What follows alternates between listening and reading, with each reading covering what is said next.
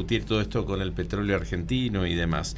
Tenemos en línea a Fernando Galante, que es economista de Chimpay, para charlar un ratito con nosotros. ¿Qué tal, Fernando? Buen día. Aquí Natalia y Antonio te saludan. Bienvenido.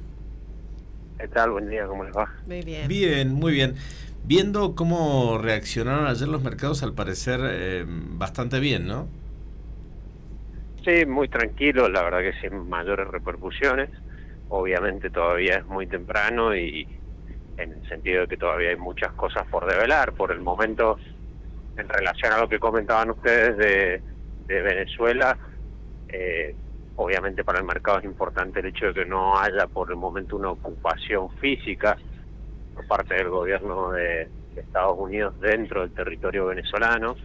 Y por otro lado también lo que uno ve es que las repercusiones internacionales, pese a que ha habido rechazo por parte de Rusia y de China, no han sido lo suficientemente enérgicos como para que haga pensar que el conflicto hoy por hoy pueda escalar mucho más allá. Claro.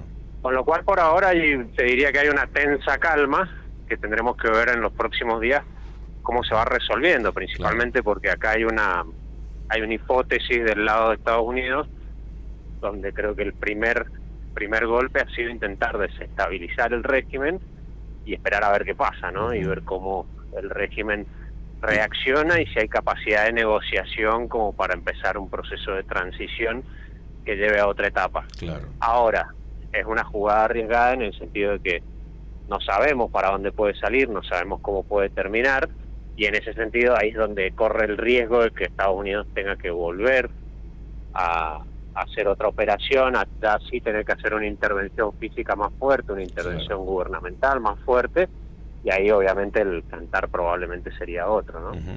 Ahora, el tema es que Donald Trump señaló y se están reuniendo con las empresas petroleras para reactivar toda la industria del petróleo en Venezuela, que había quedado muy rudimentaria, con cosas muy viejas y, por supuesto, no explotando la capacidad que podría tener. ¿Esto puede llegar a mover los precios internacionales del crudo? ¿En un primer momento puede llegar a subir o después bajar? ¿Cómo lo ves? Mira, vos creo que acá tenemos que separar corto, mediano y largo plazo, ¿no? En el corto plazo probablemente esto no tenga demasiado efecto, como ya lo estuvimos viendo ayer y probablemente inclusive se tranquilice mucho más en los próximos días, principalmente por el hecho de que, como ya sabemos, hoy Venezuela te estaba produciendo menos de 1 millón de barriles por día, es decir, que era menos del 1% de la oferta mundial.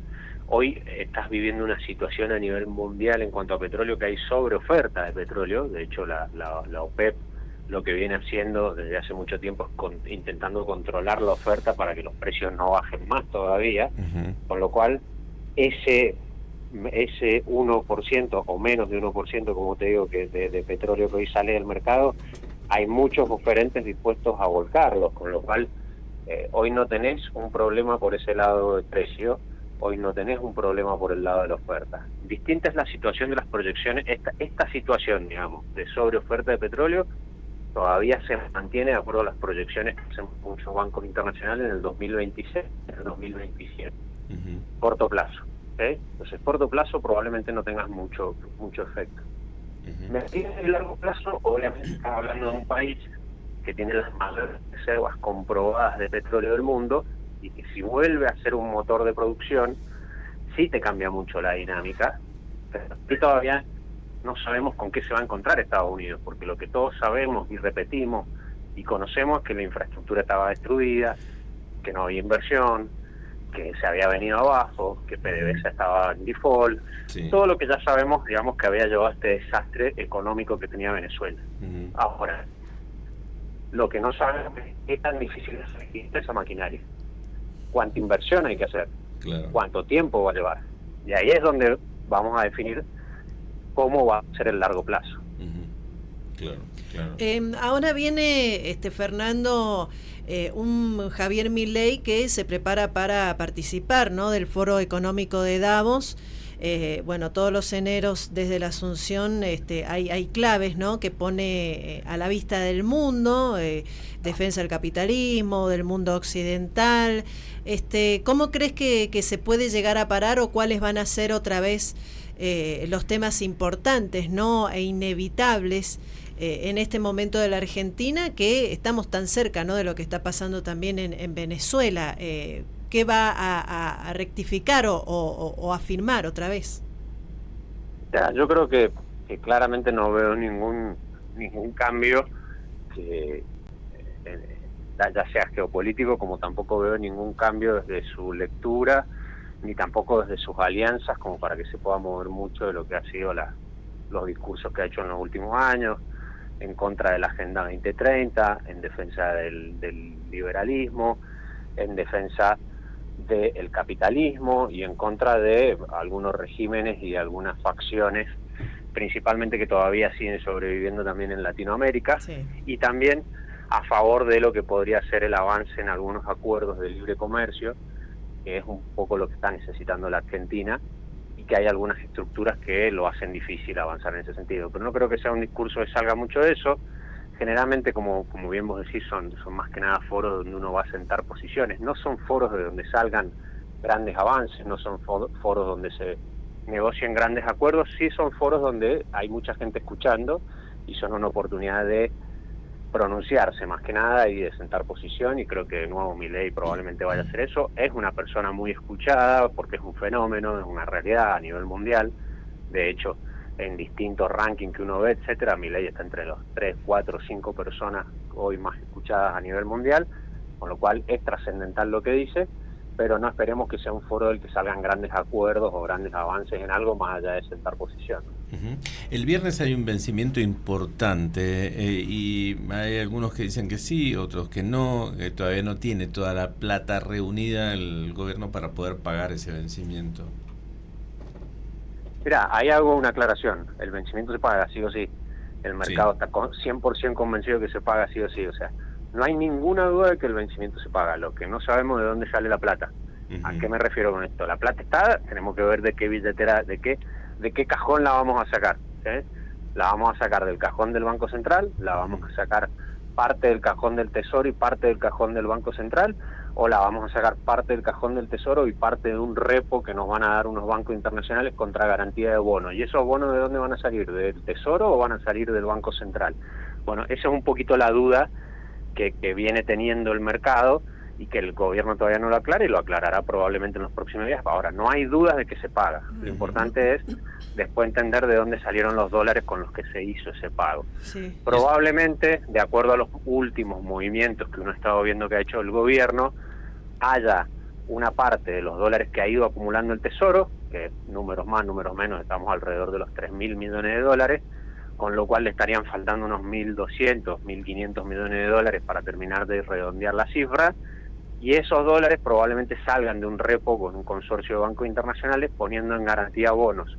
Hace poquito, hace unos días atrás, hubo una operación de canje de bonos, ¿sí?, donde el Banco Central le pasó bonos al Tesoro y el Tesoro le pasó otros bonos que tenía en pesos, ¿sí?, con lo cual uno entiende que ese repo probablemente se haga con esos bonos a través del Tesoro, y de ahí salgan los dólares que faltan para hacer este pago del 9 de enero. Fernando, ¿qué se está pagando con ese vencimiento? Porque por ahí hay gente, todavía hay facciones de la Argentina que no tienen en claro qué estamos pagando. ¿Qué estamos pagando todavía? Obligaciones, deudas asumidas, compromisos asumidos en el pasado. La realidad es que ahí estamos pagando los bonos que vienen de la reestructuración de Guzmán, que vienen de algunos bonos emitidos por Macri y otros bonos de la reestructuración de la Rúa, que del default de la Rúa y reestructuración que se hizo después vía el gobierno de Néstor Kirchner. Digamos, hay de todo allá adentro, pero es deuda vieja de la Argentina, porque Argentina a lo largo de la historia siempre fue un país que ha gastado más de lo que le ingresa. Cuando vos gastas más de lo que te ingresa, te endeudás. Esto es muy básico. Y esa es la parte de la deuda que hoy está pagando la Argentina, pero es una deuda vieja del pasado que tiene vencimientos de tasa, digamos, porque paga un interés, y también tiene algunos vencimientos de lo que se dice amortización, es decir, que en parte paga algo de capital que se está deudando. Y ahí te entran bonos que son conocidos como el Bonar 2030, el Global 2030, el Bonar 2035, el Global 2035, un menjunje de bonos que vencen ahora. Argentina, después del mamarracho que hizo Guzmán cuando hizo el canje de la deuda, porque no se puede nombrar de otra forma lo que hizo, que fue un desastre, concentró todos los vencimientos de la deuda en dólares en básicamente 2 fechas a lo largo del año, que es el 9 de enero y el 9 de julio, ¿sí? Es decir, tenés vencimientos semestrales de deuda. Entonces, todos los 9 de enero y todos los 9 de julio, Argentina tiene que hacer frente a esos pagos en dólares, y es lo que nos toca hacer ahora en este viernes. Bien, son las 9, te hago la última pregunta. Desde ahora, desde enero, empezó a aplicarse el nuevo sistema de bandas. ¿Cómo has visto la reacción del mercado respecto de esta situación? Bueno, ayer fue básicamente la primera rueda normal, lógica que hemos tenido con el nuevo régimen, al ser el primer lunes hábil, digamos, que tenemos del año, y el gobierno cumplió aparentemente con la promesa esta de que se llevó aproximadamente el 5% del volumen de los dólares que se operaron. Si ustedes se acuerdan, una de las cosas que dijo el gobierno, por más que no es un compromiso explícito y a rajatabla, dijo que su objetivo va a ser intentar llevarse todos los días al menos del 5% de los dólares que se transen en el mercado cambiario.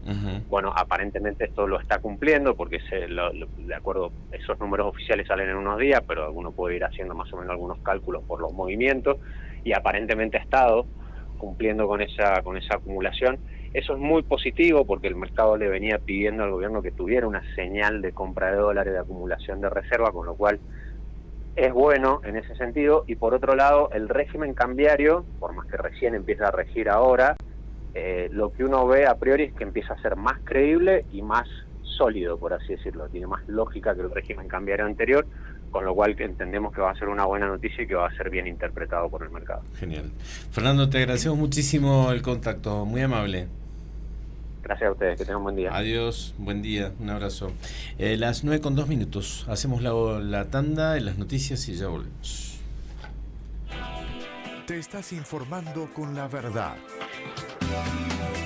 Estás escuchando La Verdad al Aire. La Verdad al Aire.